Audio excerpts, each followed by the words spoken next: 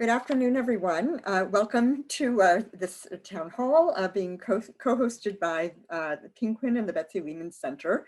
I'm Barbara Fain, the Executive Director of the Betsy Lehman Center, and we are happy to be partnering with Penguin on, it's hard to believe, our fifth weekly virtual forum for exchanging up-to-date information about COVID-19 and pregnancy care. So I'm going to very quickly turn things over to Ron Iverson, who together with Audra Meadows co-chairs the Massachusetts Perinatal Quality Collaborative. Before I do that, just a couple of housekeeping items. Up on your screen, you'll see pretty much the information you need. You're going to start off muted, but you can direct messages to Alex Zhang if just using the chat function if you need any technical support. And then along the way during the presentations, please feel free, in fact we encourage you to add your questions to the chat box and we will get to them later in the Q&A. Also just a final mention that we do record these meetings so that they're available to others who can't sign in at the time. And the chats are also part of the recording. So if you have any concerns about the recording, just send a chat message to the Betsy Lehman Center. So with that, let me turn it over to Ron. All right, good afternoon, everybody. We're really glad you're able to tune in again for our fifth virtual town hall. Happy Nurses Week, which starts tomorrow. We know the nurses how much work you do, and we really appreciate it. You're really the engine of everything that happens on L&Ds and throughout the hospital. So a big thank you and gratitude for that. And I'll get out of the way so we can have Lisa Zani present on leveraging your team for improved performance. And so I will just pass it right on to Lisa. Thank you. Thank you, Ron. Good afternoon. I'm Lisa Zani. I'm the ACNO for Maternal Child Health at Boston Medical Center. And I want to talk to you a little bit about how we've leveraged our team's best performance, I think anyways, during this pandemic. So, you know, like I imagine many of you are feeling right now that this is a COVID marathon. You eventually come to the realization that this is really just the beginning of possibly our new normal, at least for the summer, so I hear. And if many of you, like us, have realized already that the initial workflows that you set up for your staff to do on incoming patients and caring for patients with COVID, you're now on redesign of 4 or 5 or more of those after a lot of trial and error, and frankly, looking at some evidence that we didn't have in the beginning. You know, we're trying to conserve PPE and do what's right for our patients. So it's a lot of change. Next slide, please. So all this change has brought up a lot of anxiety and fear in our staff. And I think, you know, the first 3 or 4 weeks were pretty rough. And people just feeling a lot of like having to be totally on every time they came to work, and just a lot of change, a lot of anxiety. They're feeling a loss of control, fear of unknown. You know, with all the limited supplies of PPE we had, or what we didn't know in the beginning, they were worried about keeping themselves safe and worried about even their families. And then they were also concerned for our patients at BMC. You know, many of our patients just have limited resources and many social determinants that may make the COVID illness so much worse for them. Next slide, please. So when we looked at like what our staff was going through, we thought, how can we give them some control back and let them know that their opinions really mattered? And so we looked back on the last couple of years, and we have done a lot of great quality improvement projects, interdisciplinary with our teams. We taught them the concepts of lean and performance improvement and shared governance. And we thought we could really leverage that, and we did. And our staff is very used to just trying things out, doing a PDSA with 1 patient, 1 nurse at a time. And so they're also very used to advocating for our mission, which is exceptional care without exception. And, you know, our team, our managers have really learned the ability of how to guide rather than to direct. And they did this with unit-based councils and interdisciplinary task forces we had for many things.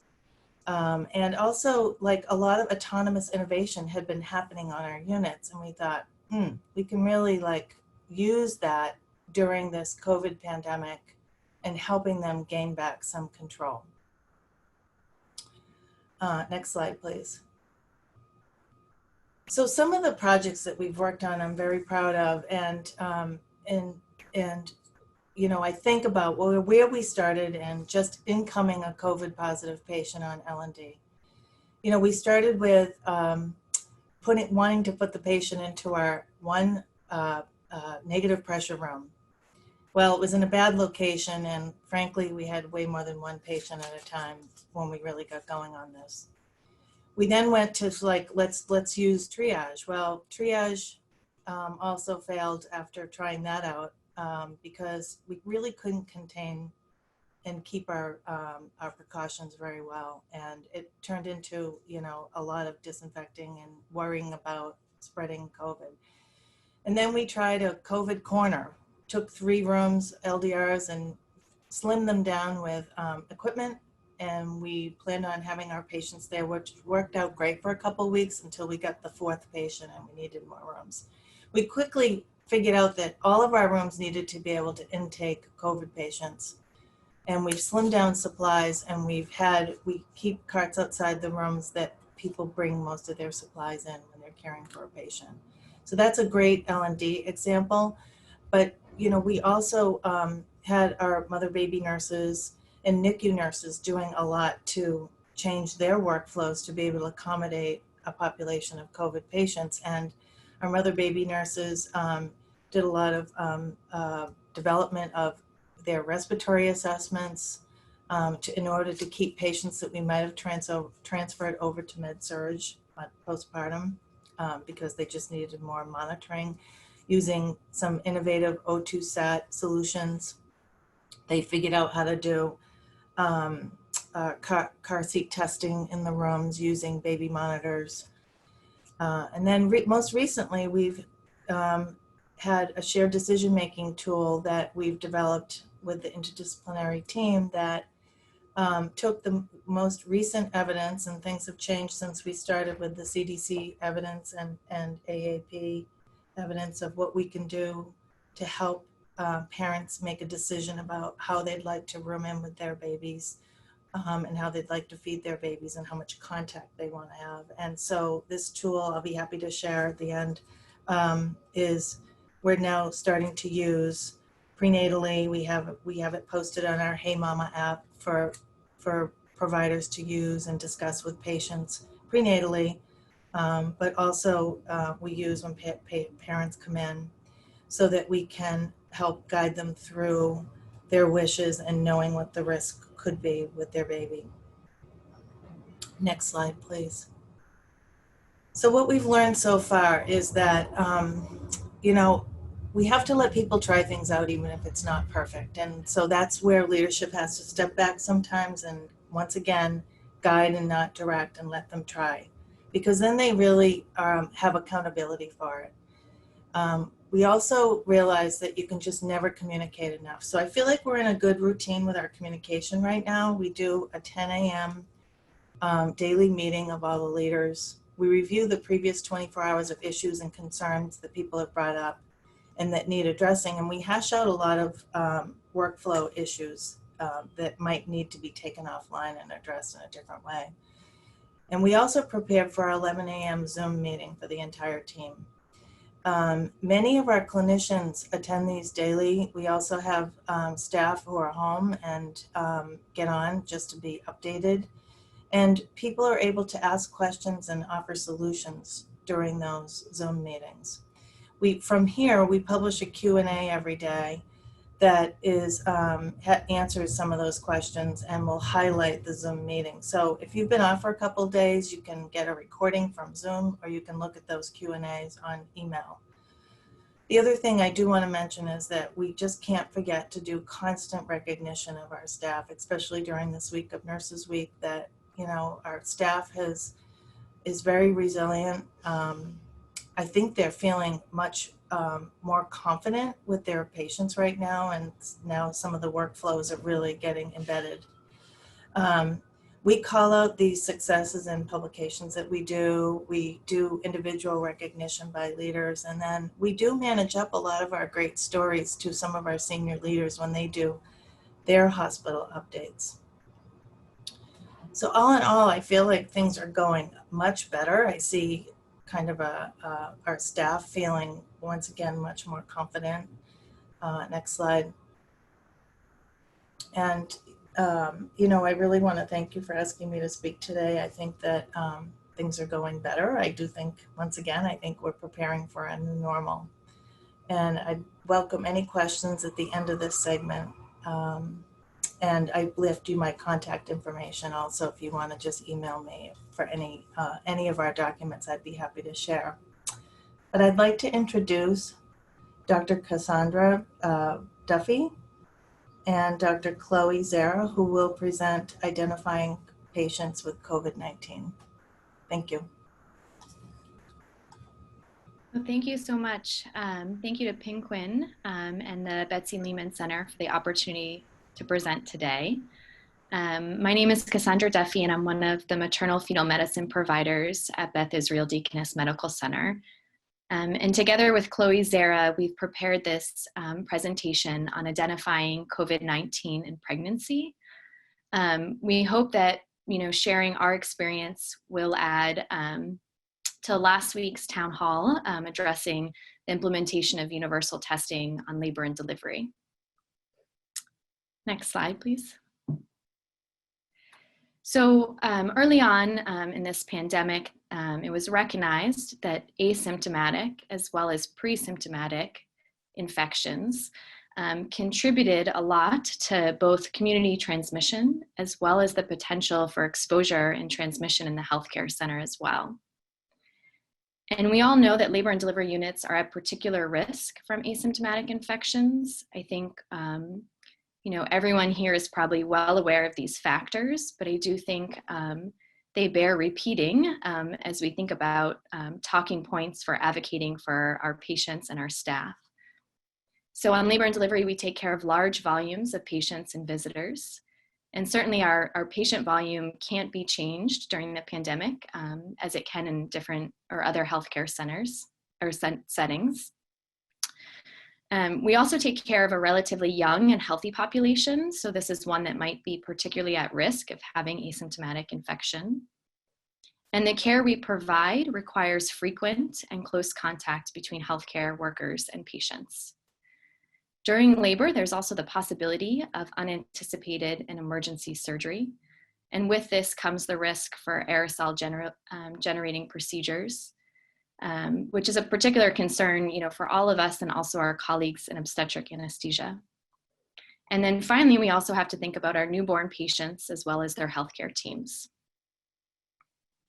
Next slide. And we've also learned that symptom-based screening has low sensitivity for picking up infections, so kind of confirming our fears about the contributions from asymptomatic infections. An early experience from New York, and these were, of course, the earliest adopters of universal screening and testing on labor and delivery, have shown a high proportion of asymptomatic positives. So I believe this first study was mentioned at the last town hall, but I'll just review their findings again. So this is a correspondence from Upper Manhattan that showed 14% of all patients admitted to labor and delivery who were asymptomatic tested positive after they rolled out their universal testing.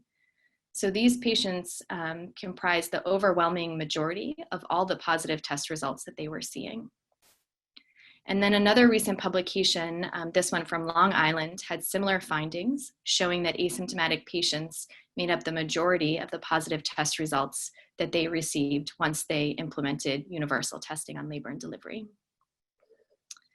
Last week's town hall, in the polling, 57% of respondents said that they had already adopted universal testing on labor and delivery, and the remainder were doing some type of either symptom-based testing or testing of patients prior to planned admissions, or a combination of the two.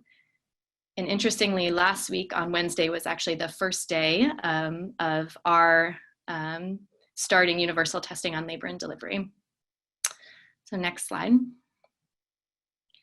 So we thought it would be helpful to share a little bit about our experience working through kind of this problem before we got to the point of universal testing.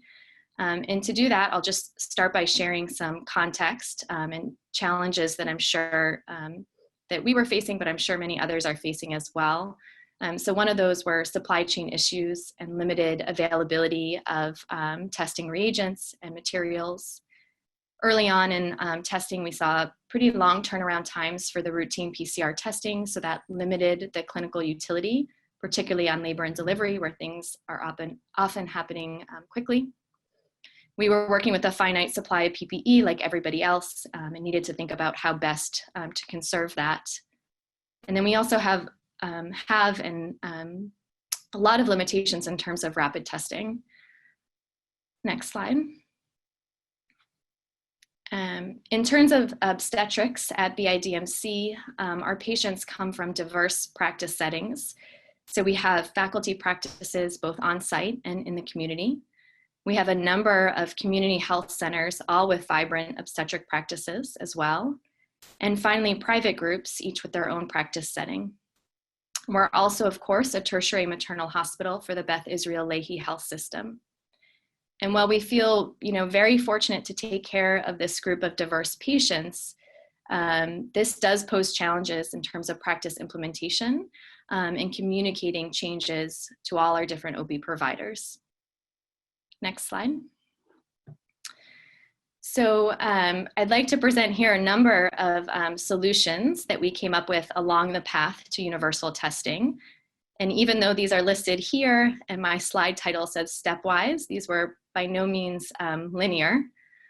So when we think back to that first slide about factors that make labor and delivery units so vulnerable, there are obviously things that we can't change, the volume of patients we take care of or the nature of the care we provide. But there are things we can address. So one of those is limiting visitors. And we've adopted a protocol of one healthy support person in labor. When this first came out, this certainly felt like a radical change, as I'm sure it did to many, and now this has become the new norm. We've also addressed ways to make our care safer, both for our healthcare workers and for our patients. And we've done this through universal masking of patients and support persons. We've also adopted universal special flu droplet precautions. So that means a mask and eye protection for all healthcare workers at every patient encounter. We've explored alternatives to PCR testing, and I'm going to talk a little bit more about that in the next slide. And then we've also worked with our colleagues in ID and infection control to advocate for our patients, and early on to lower the thresholds for testing in patients who are nearing term or in advance of scheduled admissions, and ultimately moving towards testing of all symptomatic pregnant patients in the ambulatory setting. We've thought a lot about how best to use our rapid testing and targeting it to some of our highest risk populations. So I'm also going to talk a little bit more about that. And finally, we've used a centralized management system for suspected and confirmed cases of COVID-19.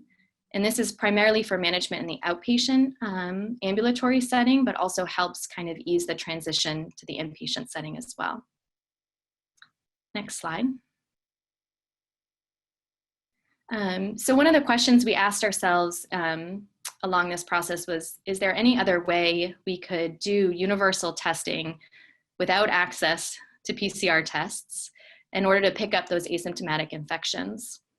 And one of the things we honed in on was the association between lymphopenia and COVID-19. So lymphopenia, of course, is a common finding in many viral infections. It's nonspecific, but has been increasingly reported with COVID-19, particularly in severe infections. And we sort of capitalized on the fact that our patient population is young and healthy, and so should have normal lymphocyte counts with some, of course, exceptions, and that all patients admitted to labor and delivery routinely have a CBC sent on admission. So we piloted a strategy of obtaining universal differentials along with that CBC for all obstetric admissions over a 2-week period. And in this strategy, we then tested any asymptomatic patient who was found to have lymphopenia. Unfortunately, I can't go into the results too much today just because this is currently under review for publication, but suffice it to say we are no longer using this strategy as it did not seem to be effective. Next slide. And then I also just want to touch on the importance of rapid testing. So we've targeted the rapid tests towards women who develop fevers intrapartum and postpartum. And our rationale for this is that, determining whether fevers in this setting are due to COVID-19 has really important consequences for intrapartum management and delivery care, as well as appropriate postpartum care and the location of that care, as well as taking care of newborns and providing appropriate family education. So right now, we're currently using rapid tests only in these settings. Next slide. So as of last Wednesday, we are doing routine universal testing on all patients admitted to labor and delivery. This is obviously optional, so patients can opt out. Some of the lessons we've learned along the way is that having a dedicated team is extremely helpful for communicating some of these changes along the way. We've worked a lot towards operationalizing our testing prior to scheduled admissions and developing workflows for scheduling the tests. This has been greatly helped by expanding our testing availability in sites. And then I think, as we're all aware, unfortunately, this pandemic is not affecting all patients and populations equally. So one of the most important lessons we've learned is that we need to work towards and continue to work towards ensuring equity in our testing and care. One of the ways we've done that is by now offering walk-up testing in addition to the drive-through testing that was initially rolled out, and expanding our testing locations into the community to make it both easier for patients and their providers. Next slide. So in terms of future directions, I think in an ideal world, we'd be able to offer universal rapid testing on labor and delivery. Unfortunately, right now, we're just targeting those rapid tests towards our highest risk populations where we think it'll be most important. And then we're also thinking through the best practices in terms of screening and testing support persons. I know that some areas are able to offer testing of support persons. Right now, we're just doing symptom screening and then asking any person who screens positive to self-isolate, though that, of course, may change. So I want to thank you again for the opportunity to present today. I hope that you found us sharing our experience helpful. And I'm really looking forward to hearing more about everybody else's experience in the Q&A session and the polling. So thank you again for this opportunity. I'm going to turn it over to Ron now. Thanks. Great. Thank you both. Thanks, Lisa. Thanks, Cassie, Chloe, for being part of all this. The points you're all making are really, really good. And I think that we learn so much from testing things and then they don't work, and what can we do slightly better and differently. Really is instructional for all of us to be seeing that we're all doing this in different ways, but similarly in our space. So thank you for sharing what you've learned. What we wanted to do next, I'm going to ask Barbara to bring up a poll. So we have a poll that has 8 questions on it, because we thought it'd be interesting for folks to see what's going on in other sites around the state. And I've seen that we have people from Florida here, from Florida's PQC, welcome. And if you're from out of state, feel free to vote on the poll as well. So go down, vote on all of the different sections, please.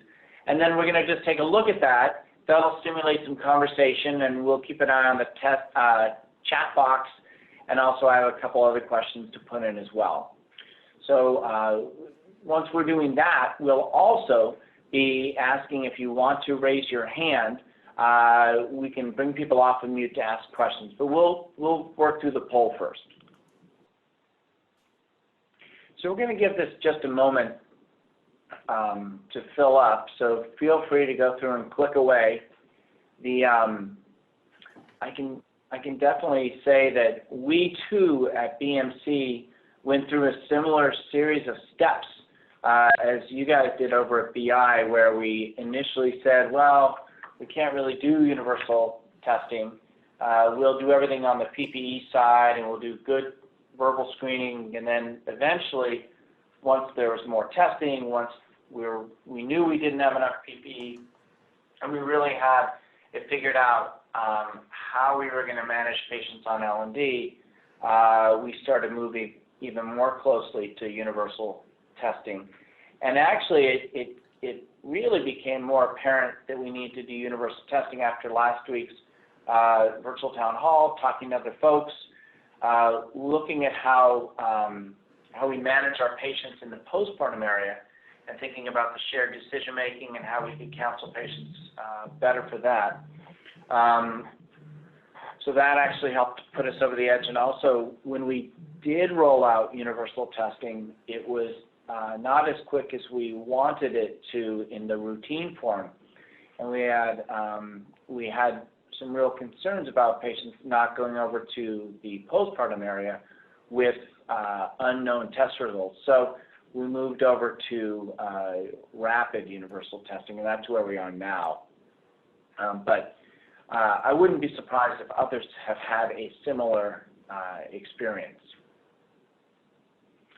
Okay, so so thanks very much for running through the poll. So you should be able to see the poll results on the screen. So we'll just quickly run through these. So is your institution doing universal COVID testing on admission?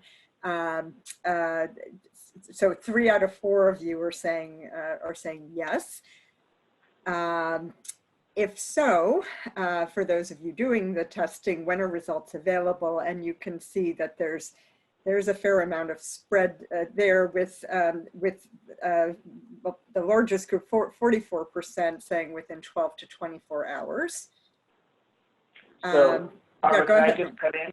Yeah. Yeah, so we'll just keep going back and forth. This is so interesting because, and it's probably a slightly different group of people, but it is interesting that we had, I think Cassie was pointing out, it was 54% of the sites said that they were doing universal testing. So I don't know whether that's a real change, but at least for the people who are calling in. And then also it is interesting how many folks are doing the more rapid tests, so they're getting it back at the 0 to 2 hours. But there are still people who have the longer results. So sorry, I just timely cut in. Oh, no, you should. Well, we'll just do a back and forth. So then still on the question of testing, are you doing universal testing prior to elective admissions? And there it's predominantly 84% are saying yes. So thoughts on that, Ron? Yeah, so I'm going to be interested. I'm going to ask the question of how people are organizing that. Maybe if you want to chat it in, we can try to read some of those. And I assume those elective admissions we're talking about are for inductions and procedures, primarily cesareans. I'll just be interested to hear if people want to maybe raise their hand or chat in just to say where that's getting done, how many hours before. Those are some of the questions that come up around that. So, and then on the question of whether partners are being tested, the vast majority are reporting that no partners are being tested. Yeah, that's interesting, right? It's interesting that there are some of the patients who are COVID positive, 14% of our PUIs, those partners are being tested, as opposed to no partners there. And then on the question of the babies of COVID positive or PUI mothers, where are they? They are just slightly more than half rooming in, 12% in the NICU, and the rest in the nursery. Mm-hmm. Yeah, so yeah, it's interesting because as people are rolling out their shared decision-making processes, it is taking, a few weeks ago, the NICU was pretty prominent, would have been prominent on this poll, but more people are doing it in the nursery and even more in rooming in. So I'll be interested to hear if there are any folks who focus on postpartum care in that space, if they want to chime in here. That'd be great. So, Sorry. and then on breastfeeding, so I wonder if this has been a change since several weeks ago. Also, the vast majority of women who are COVID positive or PUI are allowed to breastfeed. Yeah, so that's changing too. It's the recommendations keep coming out from AAP and WHO. Again, it'll be interesting to see some of the chats. Okay. So then in the case of rooming in for COVID positive mothers, where is the baby kept? And just as basically half are in isolettes, and then kind of a mostly sort of even distribution between the other options. Yeah, and these were just a few of the other options that we could think of as we're writing this poll out. A lot of people started with isolettes, but then as we start to think about how hard that is for the teams to do that work with the moms and babies in and out of isolettes, these other ideas are starting to come up. So it'll be interesting to see if there are other ideas. So thanks for chatting that in. We'll look at that. And then we were wondering about what about in cases where of testing of universal to where an asymptomatic mother declines testing on admission, let's see, I just have something blocking my view here. Let me just move this. Okay, so 60%, most are reporting that neither the mother or the baby are being tested in that situation. Okay, it's interesting. A lot of that, yeah. So a lot of variation on that answer. None of them do just have the baby being treated as COVID positive or PUI, but it does seem like most institutions represented here, neither mom nor baby is treated as COVID positive or PUI. All right. Well, this is really helpful. Thank you, Barbara and team, for putting this together. I'm just going to start at the top here. So the first question, actually, thank you, Tracy Pollard, asking about whether we use negative pressure LDRs or ORs for C-sections. I saw an answer from Daniel Katz. Negative pressure rooms, ideally, yes, if available, if potentially aerosolizing procedures. And it's a good point. Many of us don't have negative pressure LDRs and ORs, and that changes the way that we're dealing with cleaning after the procedures. I'm going to call on our experts who presented early also just to add another voice to the answers on this. So Lisa and Cassie, feel free to answer as well. Just come off of mute and throw in some answers. We don't have BMC does not have a negative pressure OR. We ended up installing HEPA filters into our ORs in order to give us a higher level of precautions.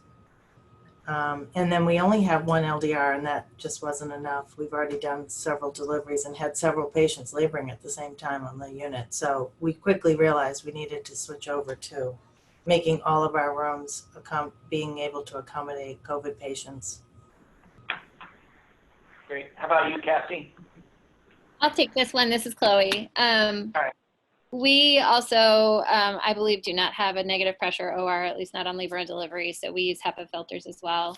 For the OR that we leaned to be sort of our main COVID OR, we have a HEPA filter available, and we have a number of HEPA filters available on the floor for potential aerosol generating procedures done in rooms. Great, thanks. How quickly, from Sarah Shields, how quickly are your universal tests coming back, and how do you treat people while results are pending? Let's see, for us, the results tend to come back within about 5 hours. And that's at Boston Medical. What about you, Chloe? Oh, I'm actually getting a correction. This is really important. We have positive pressure ORs, so we don't use the HEPA in the ORs. I defer, if Scott is on the call, he's the right one to answer the OR question, or Elizabeth Kester. And sorry, you were asking about turnaround time on the testing? Yeah. Yeah, our turnaround time for our rapid is quick, a couple hours, but for the routine testing, depending on which batch it hits, it can be anywhere from like 6 to 8 hours to more like 24 hours. It really just depends which batch it hits and what time of day it is. Yeah, we're doing batched as well. Okay, coming down, thank you to Dr. Katz. Their universal testing is about 1 to 2 hours, and no one has opted out. That's interesting. And they would treat them as asymptomatic if they did. Great. All right. So in turn from Lisa, universal just for the labor and delivery or for the whole hospital? I mean, I can speak for Boston Medical. We're doing universal testing for folks coming out of the emergency room, and those results have to come back, and it determines where the patients are sent when they're admitted. For labor and delivery, for all of our maternal child health admits, so even for postpartums, we are tending to do universal testing. Any other answers out there? Chloe? Nothing? Okay. Okay, from Lisa Capra, for question 6, do you mean that they can get breast milk or if you go directly to the breast? That meant go directly to the breast. Okay, from Donna, using shared decision making on where babies go during, while they wait for the testing and for positive mothers. Great.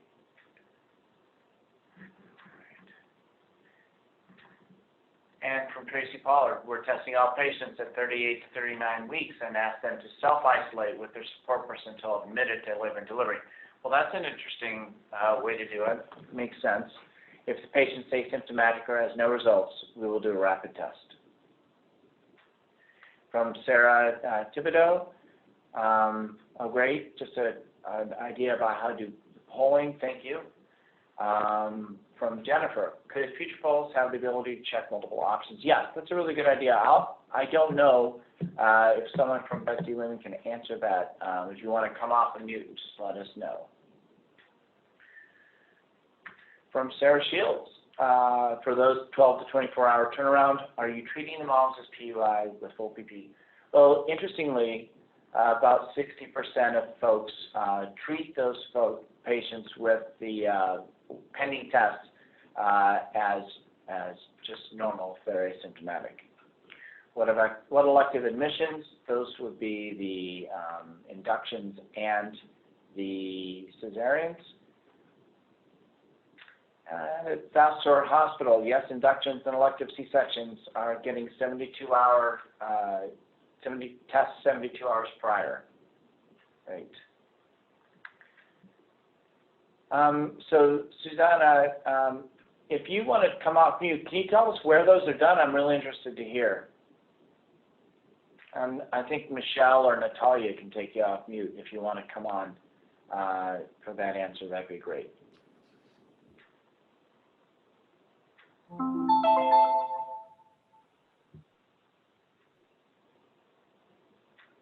I'm looking at Katie Rowe for elective admissions. Cesarean and induction is scheduled through central scheduling and performed at our drive-up testing site. Chloe or Cassie, do you want to just talk to how you guys dealt with drive-up testing and what your experience was with that? I can talk a little bit about sort of what the testing was like in the beginning. Yeah. You know, in the beginning when it was a big deal to get the drive-up testing. it took us a little bit, it did not take us very long to run into patients who had limited transportation options. And we really looked into all sorts of alternatives, but some of the ways that we have traditionally navigated transportation barriers, such as you know, like giving Lyft vouchers or taxi vouchers, aren't really practical if you're trying to test somebody who's symptomatic, right? Like, bad idea. So for a number of patients who didn't have access to, you know, it was a handful of patients, but people who didn't have access to any transportation, where we thought, well, I guess we probably could use a look at them. They ended up, you know, having to come into the hospital for that testing to be done. So the majority of them, we actually kept them at home and said, we'll just sort of assume you have COVID and not test you. It's been incredibly helpful, as particularly the community health center sites have rolled out testing, that they've allowed walk-up testing, and that's evolved over time because we weren't the only ones having that difficulty. So now, as my understanding is that Bowdoin Street Community Health Center and Chelsea both have walk-up testing that can even be done without an appointment. So they have to get through the screening process. We have the ability to order testing for the entire BI system, which includes Bowdoin and Chelsea. So we can put the order in and make it happen in a number of ways. And our COVID-19 nurse response team, which I think I talked about a little bit when I talked the very first week we did this, we have a dedicated team of nurses that are managing all of our patients in the outpatient setting. So they're now expert with navigating all of the different sites and getting people to the closest site and making it the easiest. And they're serving as a resource for our patients now that we're rolling out universal testing in the outpatient setting. They're really kind of being the go-to of how do you operationalize testing if the patient lives in Brockton or if the patient lives in, you know, this part of Dorchester, how do we get them there? Yeah. Thanks for all that. You know, we're always trying to think about equity and making sure that whatever plans we have work the same way or well for all of our patients. So yeah, a variety of answers for these questions. Thank you. I've been scrolling through, looking at a lot of great comments. I hope people who are watching this are also watching the chats come by. There's a lot of good stuff up there. I don't think I can read it all. People do seem to be getting 48 to 72 hours before admission is the testing time. I like the idea of the isolation. I'm sure that that's difficult for some families to do. And because a lot of folks are still having a hard time with getting rapid testing going, they're saving them for just certain situations.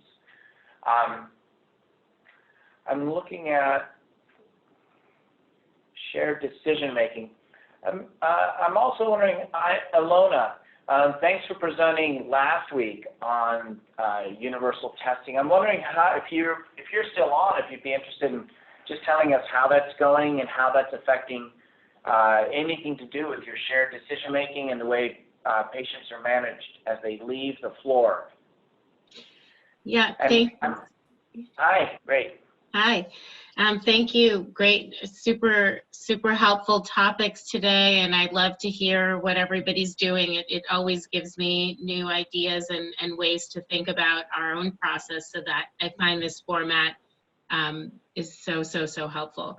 For us, universal testing really hinges on that rapid turnaround time.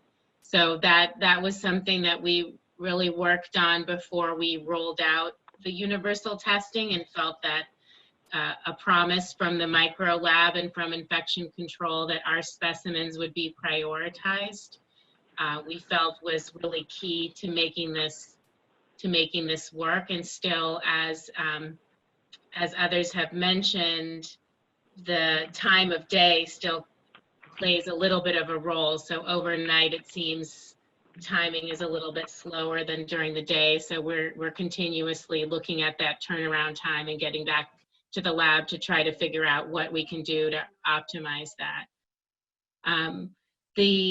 The testing of patients before, the ones with scheduled C-sections or inductions, has is definitely a challenge. And as Chloe mentioned, you know, figuring out where patients are and where we can send them is a complex issue. And we also rely heavily on our nurses, and we actually have a team of physicians who are managing the list alongside with the nurses, making those calls to the patients. So right now at MGH, when you order an outpatient test, you can look at where all the sites are and talk to the patient at the same time as you're making that selection for them. But it is not, it's not easy. One little pitfall that we've identified is that we're getting the patient scheduled and they're getting called to the right site, but they're getting called too early. So they're going 4 days ahead instead of 2 days ahead, and then they're coming to the labor floor and being re-swabbed, and the care is being delayed. So that's a bit of a snag that we're trying to resolve.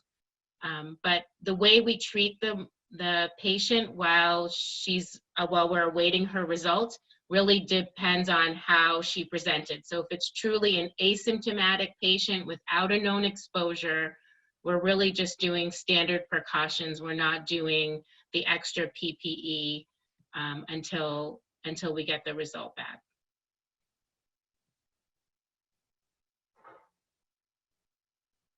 Well, thank you for all that. That's awesome. And so Cheryl Silva asked a question on the chat there, and I think that we're going to try to get you unmuted, Cheryl, so we can hear that. And I guess in the meantime, I'm interested, a lot of people are struggling with what to do in terms of anticoagulation for your patients.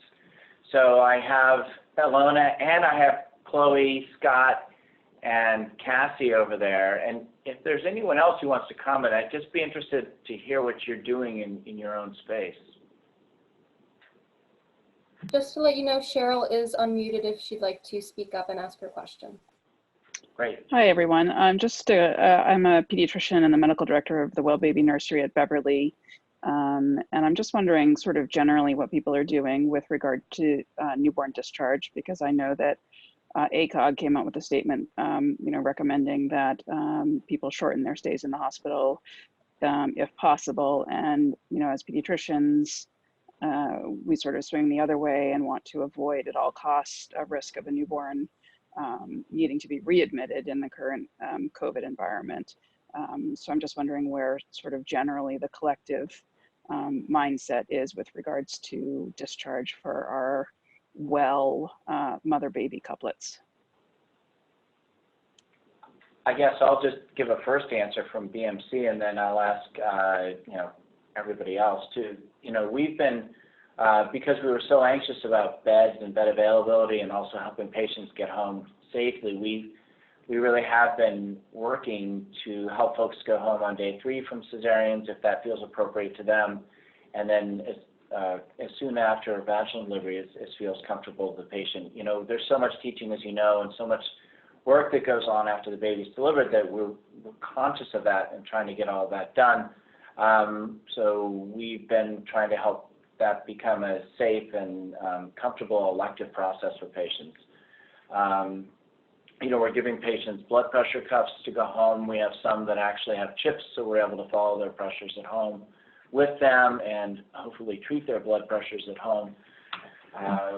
We're also, thinking about how to do co-visits in the postpartum period. And some offices and practices are better set up than others for that. I'll defer to Chloe or Ilona or anybody else. This is Chloe. Is Munish on? I don't know if Munish is on today, but anecdotally, it certainly seems that people are doing, the pediatricians seem to be fine with our early discharge. We definitely are discharging people home earlier, and a lot of patients seem to want to leave.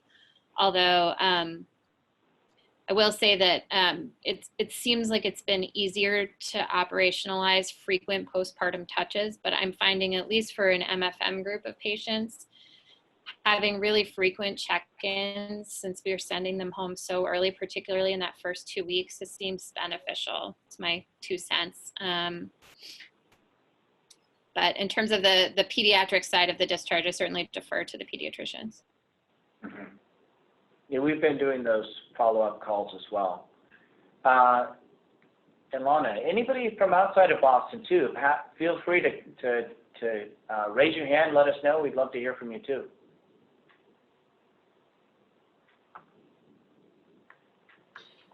Thanks, Ron, and thanks, Chloe. We're constantly in communication with our pediatric team, trying to find that sweet spot between early discharge and everybody feeling comfortable that the mom and baby dyad are ready to go.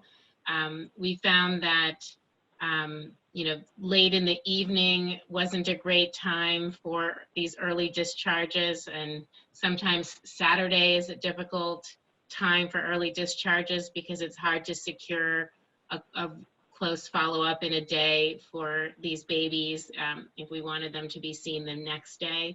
So we're kind of trying to be practical in our approach and make sure that the pediatrics team feels comfortable, the OB team feels comfortable, and of course that the family feels comfortable and doesn't feel pushed out. But as Chloe was mentioning, a lot of families seem eager to go and excited to go, but we still need to make sure that we have that ability to have close follow-up. Yeah. So great, thank you, and thanks for all the chats. I'm watching them as they go by. It looks like people really are dependent on some threshold for baby safety, and that there's excellent follow-up available for them.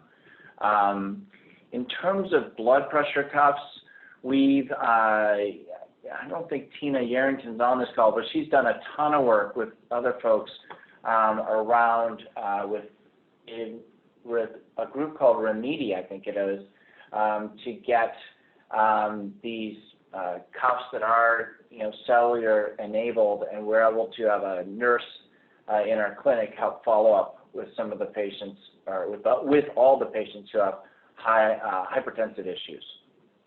So definitely give us a call. We'll tell you what we're doing and how. We've got some really good documents. We actually have them posted up on our internal website, and we'd be happy to send them to you. I'm interested, and from Sarah Shields, if all our families had blood pressure cuffs, thermometers, and newborn scales, we could do a lot of home management for them safely. Yeah, excellent point. And by early, and this is from, I think it's Ivana, by early discharge, we are talking about 24 hours after screening is completed. Early discharge just means less than 2 days for normal delivery and 4 by cesarean. And that's generally what I'm thinking about. There's some good answers here on PPE. I'm interested, there was a question a minute back about anticoagulation that is going on at different hospitals. So I saw Bay State was represented on here. I'm interested in Alona or Lowell, all these different places. What are you guys doing if you want to either chat in or I've got you on the screen there, Alona. What are you guys doing? You're unmuted. You can, let me unmute you. One moment. You should be all, we're both, I think, heading out at the same time. Sorry. So here we have, do you have any update on LARC methods given prior to discharge? Hey, this is a great ad. Tune in next week when Kate White's going to come in and talk to us about that and the PIC program, where we're really trying to help spread the use of LARC when patients want it prior to discharge. And it looks like Alona's off mute. Sorry, Ron. I'm sorry, Okay. I got so distracted by the muting and unmuting. Can you tell me again what the question was? The question is, what are you doing for anticoagulation for patients who are COVID positive? Yes, we are, for antepartum patients that are admitted with COVID-19, whether it's because of COVID-19 illness or for other antepartum, more usual antepartum reasons, We are maintaining them on heparin, sub-Q heparin, instead of Lovenox, given the potential that they may need to be delivered to have a shorter acting blood thinner on board. And then postpartum, while in the hospital, patients are getting Lovenox or heparin prophylaxis depending on their clinical condition, but we're not sending patients home on anticoagulation. Great. Great. Just to speak to that also, I saw Dr. Katz at here we go. Moderately and severely ill patients are getting anticoagulated. I don't know for how long. I'm interested to know. And asymptomatic patients who had vaginal deliveries are not getting anticoagulation. While we wait for that response, Chloe, do you want to tell us what you're doing? Yeah, we're doing similar to what Donnie said for Newton Wellesley. We're doing patients who are sort of sick enough to be admitted for their COVID. We are anticoagulating sort of arbitrarily for 2 weeks after his hospital discharge. And then, like Alona mentioned, in hospital, when they're antepartum, we're using sub-Q heparin, BID, and, you know, sort of individualizing based on other risk factors for postpartum patients. Thanks. Okay, so there we go. Thank you, Jim Wang at Bay State. We are not yet anticoagulating consistently. Yeah, I think we're all working through this. I know that there's a SMFM Wednesday noon conference I think a lot of folks from around here are going to be tuning into. Sounds like we're all doing pretty similar stuff, but maybe we'll learn something new tomorrow. It's funny, I just looked, it's almost 1 o'clock. I'm really sorry if we didn't answer your questions, but I really appreciate for everybody who has been on the call, chatting in, asking questions, taking the poll, and thank you very much for the folks who've been answering those questions. It's just been great. I really appreciate all the work, and good luck on your work out there. Happy Cinco de Mayo. Happy Nurses Week. We appreciate everything you're doing. And please take the poll on how we're doing. We'd be interested to hear what you want to know more of. We've got more information coming next week on LARCs, so thank you for asking for that. And I take good care of yourselves, be safe, and I'll let Barbara take us out. Yeah, so just thank you again for joining us. We do really want your feedback. If you think you're not on our distribution list, we'll leave the chat box open for a few minutes, and all you have to do is send us your email address. We'll add you to the list and send you the link to the survey. So great, and we have a great agenda planned for next Tuesday. So hope to see all of you same time, same place. Take care.